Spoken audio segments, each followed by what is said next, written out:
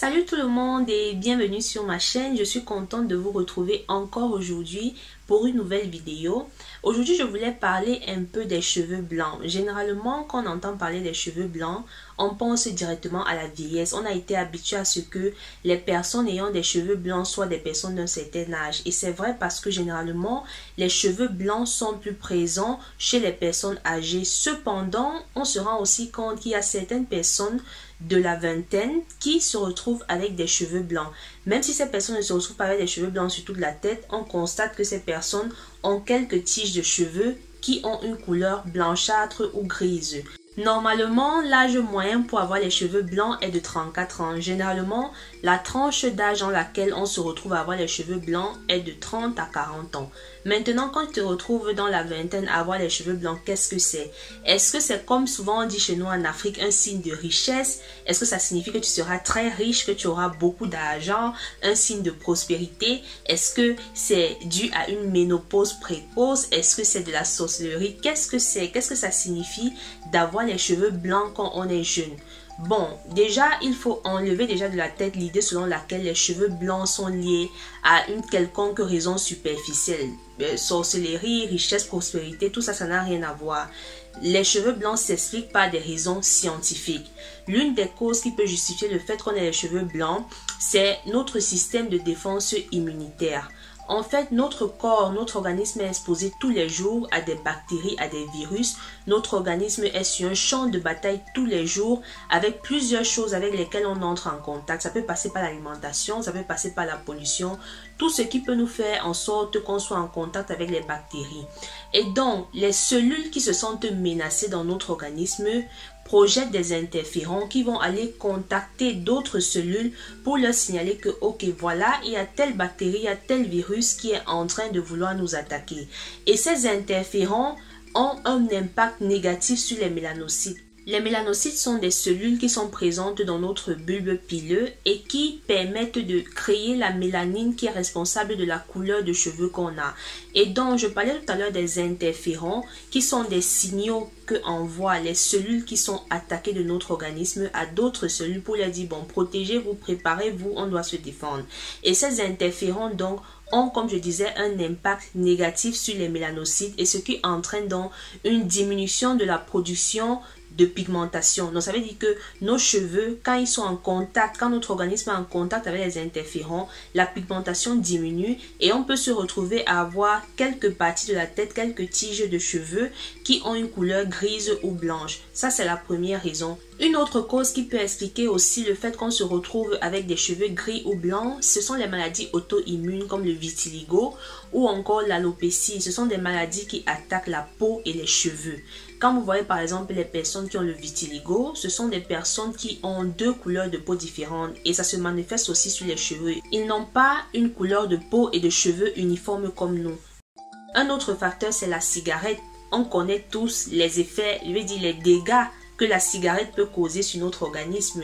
Donc voilà, parmi tous ces dégâts, il y a le fait que la cigarette puisse changer la couleur de nos cheveux. Si tu es une personne qui fume beaucoup, tu te rendras peut-être compte que quand tu regardes tes cheveux, même si ce n'est pas sur toute la surface de ta tête, tu vas te rendre compte que tu as quelques tiges de cheveux blancs sur la tête. En plus, on a aussi la nutrition. Comme je le dis souvent, la nutrition est très importante. On ne peut pas parler de beauté de la peau et de beauté des cheveux sans considérer ce qu'on met tous les jours dans notre organisme. Il ne faut pas dissocier ça.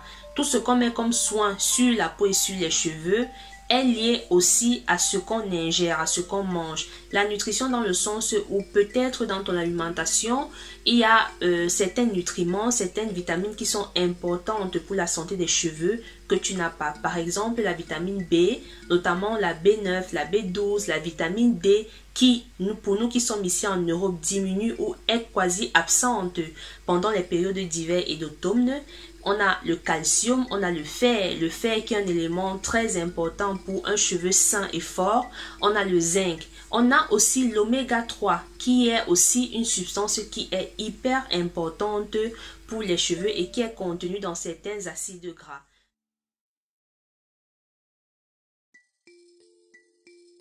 Donc voilà un peu pour parler des causes qui peuvent expliquer le fait qu'on se retrouve avec les cheveux blancs à moins de 30 ans. Donc maintenant, comme solution, heureusement, on a des produits qu'on utilise au quotidien dans nos cuisines et tout, qu'on peut utiliser pour régler ce problème de cheveux blancs.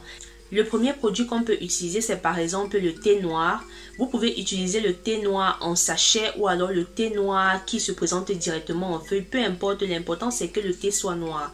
Le thé noir, de par sa couleur, quand vous l'utilisez, vous allez par exemple prendre quelques feuilles ou alors un sachet ou même deux en fonction de la quantité de vos cheveux, mais je pense qu'un peut largement suffire. Vous allez faire bouillir au feu comme si vous voulez vous faire un thé à boire. Ensuite, vous allez laisser le thé reposer. Ensuite, quand le thé devient froid, vous le mettez dans une bouteille en spray comme ça. Et vous pouvez l'utiliser comme eau de rinçage à la fin de vos soins capillaires, après avoir fait votre shampoing. C'est mieux de le faire après parce que là, l'effet du thé va mieux agir. Parce que si tu le fais avant, tu vas aller utiliser le shampoing et en fonction du shampoing que tu utilises, ça peut encore décaper et ça va enlever. Ça sera en fait un travail inutile que tu as fait. Donc moi, je recommande de le faire après le shampoing, comme soin final, comme eau de rinçage comme j'ai dit, et laisser sur tes cheveux. Le thé, heureusement, c'est un produit qui n'a pas une odeur désagréable, donc tu peux le faire régulièrement. Donc moi, voilà le thé que j'utilise. C'est un thé chinois. Si tu es intéressé, tu peux le chercher dans les magasins chinois, les magasins qui vendent les produits afro, les nourritures africaines. Et tu peux aussi décider par exemple de faire une cure. La cure, c'est quand on est vraiment affecté par le problème. Ça veut dire si tu as une grande quantité de cheveux blancs sur la tête, tu peux décider de faire un rinçage au thé noir successivement pendant plusieurs semaines à chaque lavage. Tu peux te dire par exemple, je le fais une fois par semaine, même tous les 2 mois, je voulais dire une fois par semaine, même pendant 2 mois. Donc tu le fais et tu observes le changement, tu vois la progression, si ça agit vraiment sur tes cheveux. Normalement ça fonctionne bien parce que le thé noir avec sa couleur va aller teinter, va aller apporter une certaine pigmentation aux parties de ta tête qui sont grises. Un autre produit qui est efficace après le thé noir, c'est le café. C'est le café, voilà. Le café est réputé pour vraiment noircir le cheveu. C'est un produit qui est très bien pour noircir le cheveu parce que vous connaissez le café a vraiment une couleur sombre. Donc moi, comment j'utilise le café? Déjà, ce café, je l'ai pris aussi dans le magasin des Chinois. C'est un café d'origine sénégalaise. Ça s'appelle, je ne sais pas si vous voyez, ça s'appelle le café Touba. Voilà, c'est un café qui est mélangé avec du poivre noir. C'est un mélange, il y a un peu de poivre noir dedans, mais le café est présent à 98%. Donc on peut considérer que ce n'est que du café. Donc moi j'utilise ça comment? Le café, c'est mieux de l'utiliser toujours après le shampoing, mais en le mettant dans ton conditionneur ou ton leave-in conditionneur. Voilà, moi je le mets dans ce conditionneur. J'utilise ce conditionneur actuellement, il est déjà en train de finir. Et je vais te montrer pour que tu puisses voir comment j'ai mis les graines de café dedans. J'ai quelques cheveux blancs sur la tête. J'ai quelques cheveux sur la tête, mais pas vraiment. Comme tu peux regarder sur cette vidéo, tu vas voir que, je ne sais pas si tu arrives à bien voir, quand je tiens cette petite tige de cheveux, tu te rends compte que c'est blanc. Ça a une couleur grisâtre, blanchâtre. Donc voilà, j'ai 1 ou 2 graines comme ça de cheveux blancs sur la tête. Mais ce n'est pas trop la raison pour laquelle j'ai décidé d'utiliser le café dans mes soins. Donc voilà, un peu, tu peux voir que le mélange était normalement totalement blanc, mais là tu peux voir qu'il est blanc avec des petits points noirs. Et les petits points noirs qui sont à l'intérieur, c'est le café Touba que j'ai mis. Donc c'est de cette façon que tu vas utiliser ton café, tu le mets dans ton après-shampoing et après avoir lavé tes cheveux, tu le laisses poser environ une quinzaine de minutes parce que là tu as mis le café et il faut donc laisser plus pour que ça puisse pigmenter. Parce que généralement avec l'après-shampoing, on laisse 5 minutes ou trop 10 minutes parce que généralement les après-shampoings agissent très rapidement. Mais puisque tu ajoutes le café, laisse le temps pour que ça puisse bien pigmenter ses cheveux. Tes cheveux, pardon.